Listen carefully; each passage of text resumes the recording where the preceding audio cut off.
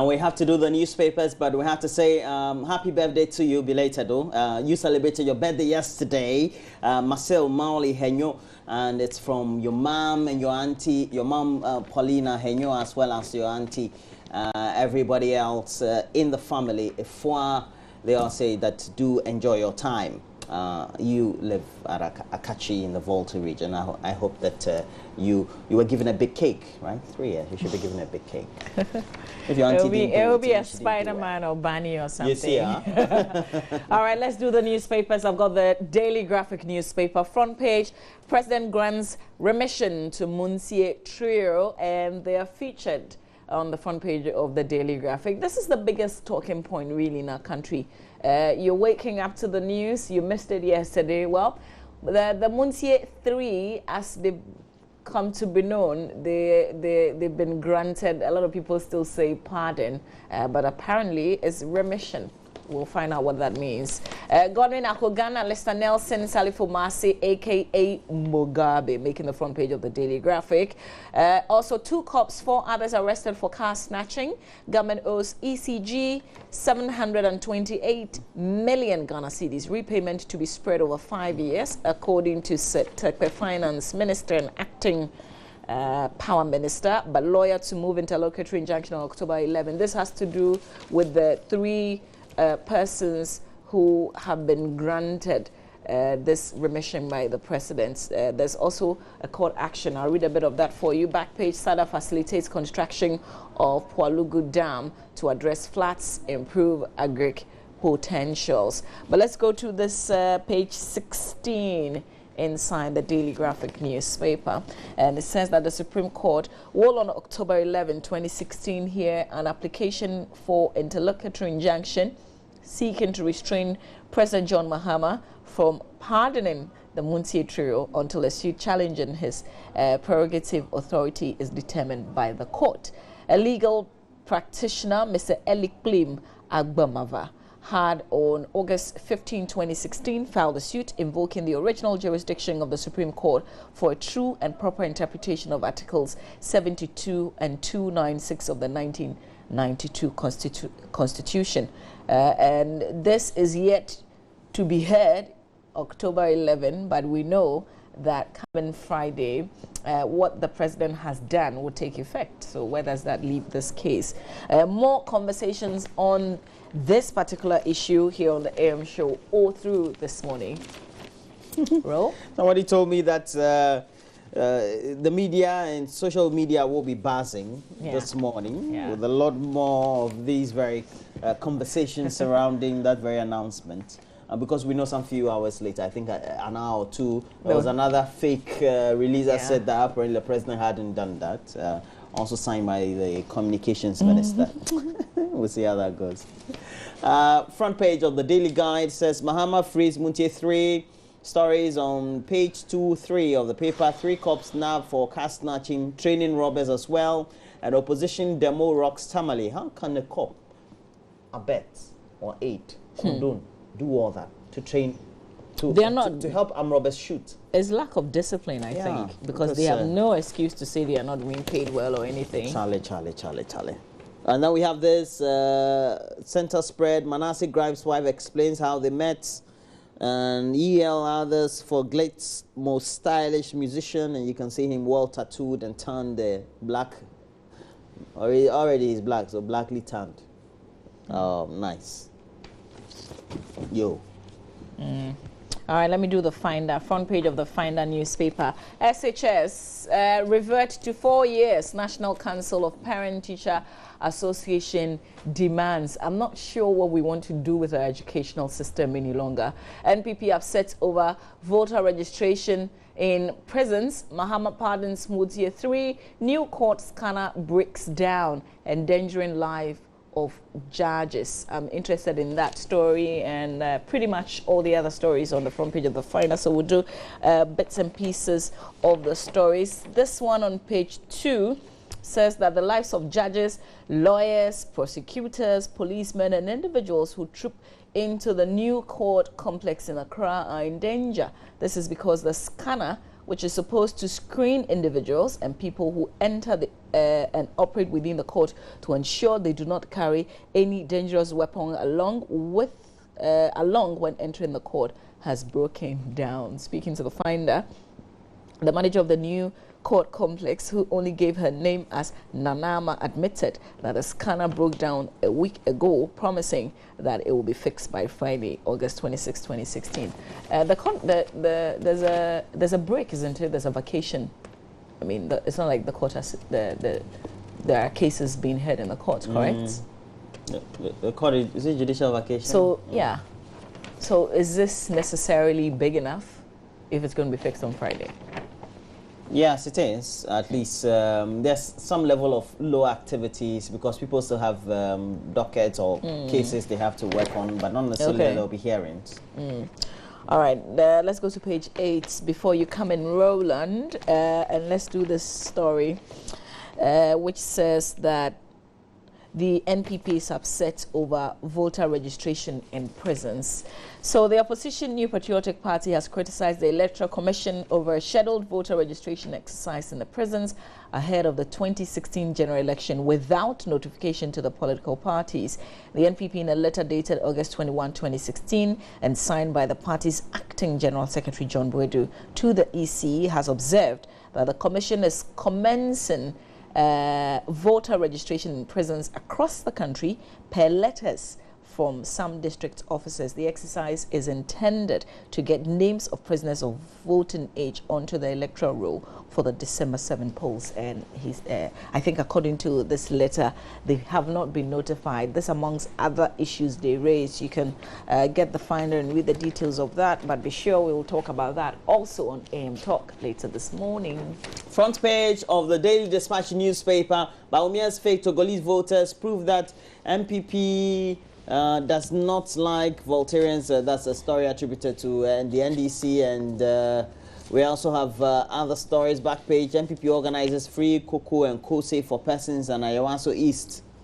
And, of course, we still have other stories inside the newspaper, the Daily Dispatch. Let's do the Ghanaian Times.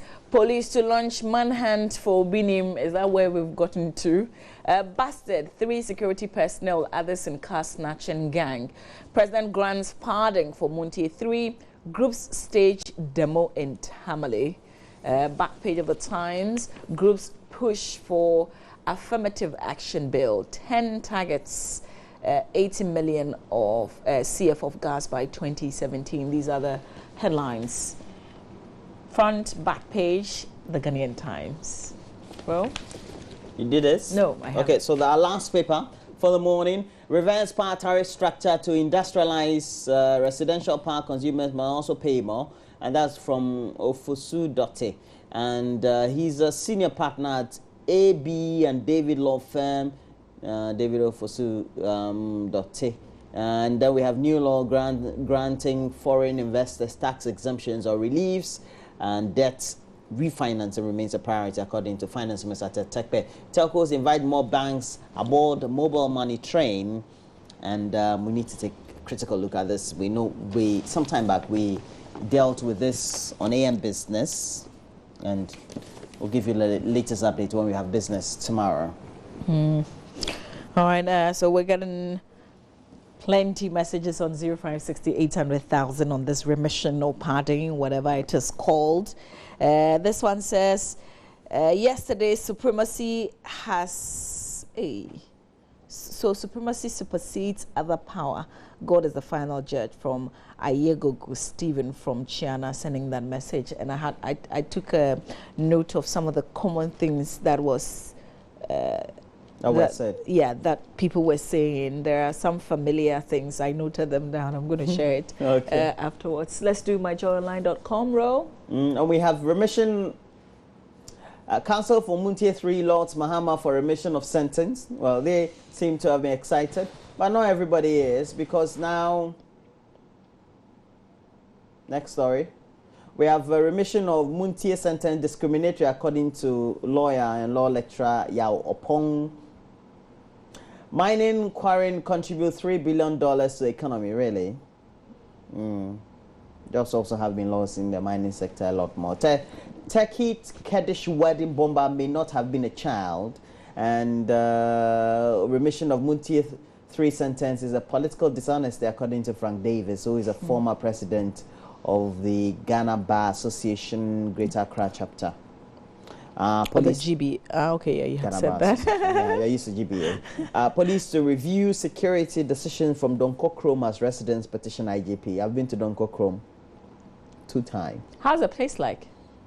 It's in the Afram Plains area, but you have to go through Nkoko, Kwewu. Okay. You know, that place. You have to climb up the mountain. I think up in the Nkoko Mountain or the Impriso area. And then you go take a pontoon. Oh, okay. Before you go. But they have this, the Water Lake Transport Company has this metallic one that is used just like in Europe or elsewhere. Okay. And so you can put your cars on, your car on it, cool. etc. Yeah. I don't think that this was just a reaction of what had recently happened. I feel that or something perhaps, that was brewing. They had been complaining about certain things for a very long time. Nobody was paying attention to them. So they felt, okay, this is it. So let's do it our own way since nobody would hear us. Even though what they did by destroying, the police station and the barracks, and they're not justified in any way. Because if you really need the police, why do you destroy their facilities? And I think also because the place is a bit cut off from mainland, and because you have to cross. But the police intelligence on the grounds, didn't they pick anything? Or otherwise, sometimes, Roland, I feel that when authority take the people for granted, this is what happens, because then they feel that. I mean, they don't even care about us. We keep talking, and they are realistically, not. So what do we do? Is it that perhaps the authorities have not been up to task? Or perhaps have also not been doing enough. It's not the same thing as saying that the authorities take people for granted.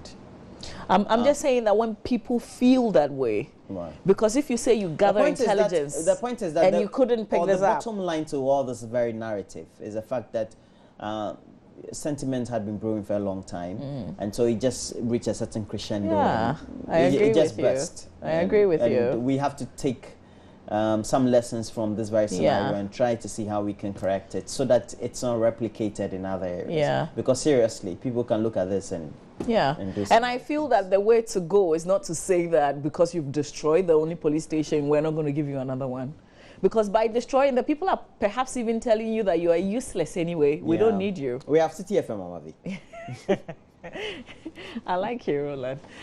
So Mahama has set unnecessary precedents with Muntie pardon lawyer in Debugri, saying right there NHI is not collapsing, don't mind NPP. President Mahama saying Muntie Trail deserved Mahama's mercy according to lawyer, and Mahama pardons Muntie 3. This is what is trending in GH today. All right, let's do BBC, the Africa page. Money raised for Ethiopia hero runner. Roland, we were talking about this yesterday. So a crowdfunding campaign raises more than $40,000 to help Ethiopia's Olympic marathon medalist seek asylum after his anti-government protest. But here's the thing, the Ethiopian government say that they'll welcome him back, into the country. They're not going to do anything to him. And I heard, was it a lawyer of his or somebody who is close to his camp saying that there are other people who have done this and they didn't let them go free. So they don't take the assurances given by the Ethiopian government seriously. But we'll see what happens, whether he would seek asylum, whether the US would take him or Kenya would take him. But for sure, he's a good runner. Ghana would need him anyway. He should seek asylum here. No, we can look after him well. Yeah, we can look after him. But ANC, we talked about this as well when the local elections were happening. But ANC loses power in Johannesburg. I think there was a formal ceremony yesterday. They lost power in the city elections. Yeah. Is it Pretoria, Johannesburg? Though they lost Pretoria too. Yes. I was following the one on Johannesburg. Fred, please click on the ANC loses power in Johannesburg a bit for us. Let's see if we've got all the facts right. But let me read some messages on WhatsApp. Bob from Adan says, Mama V, if these people are ordinary Ghanaians, they would have been rotting, or more like they would rot in jail, but the president has pardoned the Montier trio just because they are NDC. Is this nation safe for those of us whose voice cannot be heard? God is watching you, Mr. President. Bob from Adan sending us that message. This one says, indeed, I'm totally disappointed and saddened on the advice of the Council of State to remit the sentencing of the Montier 3. However, our leadership are setting a bad precedence for our nation, giving the youth the opportunity to insult and to denigrate the image of the elderly without any fear just because of mere politic. Hashtag God Save Our Motherland from Abdullah Abdul Razak in Tamale. More messages. This one says, good, I'm reaching you from Upper West region. We have this big issue which is about YEA beneficiaries. They have 1 week training with the community health nurses, and the YEA director was to pay cash to the beneficiaries and CHOs. The director refused them money, but according to sources, the Upper East and other regions were given cash, but WA refuses. Please help them. All right, so this is information that we're going to follow up and find out. This one says, Roland, why did your cameraman only show Mr. President without showing his supporters at Salaga? Poor coverage. That's your opinion. Thank you for sending it through. This one says, Ghana will never see peace since we have decided not to do the right thing. How can you set someone who wants to kill a human being free? God will continue to bless Nanado. We know why they're coming to do. Okay, I won't use the same words that you use, but I'll end the message there. Thanks a lot. If you want us to read your message all through, please keep it clean. So, Roland, this is the story. This is the South African story. Fred, please go down for us a bit. And it says South Africa's governing ANC party has lost control of the country's largest city and economic center, Johannesburg. And they lost to the main opposition, Democratic Alliance. Though. Yeah, and the party has also lost control of the capital, Pretoria, and Cape Town. Wallahi. So Johannesburg, Pretoria, Wallahi. Cape Town. That's the country I want to live in. So you see how things work out. Yeah. So, you know, like, hey, the Accra mayor, like, is he still our mayor? Can you imagine that we're having elections in let's say, in Ghana to elect our mayors or DCs? That would be interesting, I think. So, you know, like, we have a jury blank thing in a national contest. Democratic government's governance. We've got a jury blank thing as Accra mayor. I mean, this is like classic case. No, a jury blank was exactly. It was MPP as mayor of Accra and then under an NDC government. Yeah, it will be fun. How is he going to operate? No, he cannot operate. Okay, because the AMA, because of the way it is structured and the cosmopolitan nature of the city, generates a lot of revenue, just like in Kumasi. Okay. So, if you're talking about subventions, they don't need necessarily to depend on government subvention.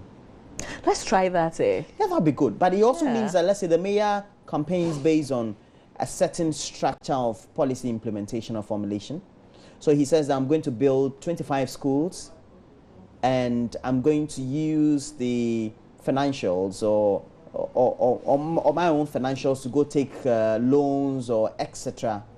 And do these very projects based on which I'll be voted for. I'll make sure that people don't hawk on the streets, and people will hold him by those promises and vote for him. That would be good. That would be great. That would be, so that they don't have to be subservient to any national political party government insinuations and at their whims and caprices and at their beck and call and all that. Okay, we can dream. That's what we're doing right now. No, ideally, would we get there? I mean, the Kufuor-led government, prior to them coming into government, said they would do that. The NDC had said that before they got voted, Tamils couldn't do it. It's the same winner takes all thing. Now it is not even part of the narrative. I think the winner takes all thing that we say is just something we talk about. Yeah, we're worried about it, but we're not ready to take the steps. But who's worried about it? Is it those in opposition? When you get to opposition, you're worried about it. Because but when you're in power, you're not. Because then you're starved of all resources of the state. And then you won't be used for any national activity. Yeah.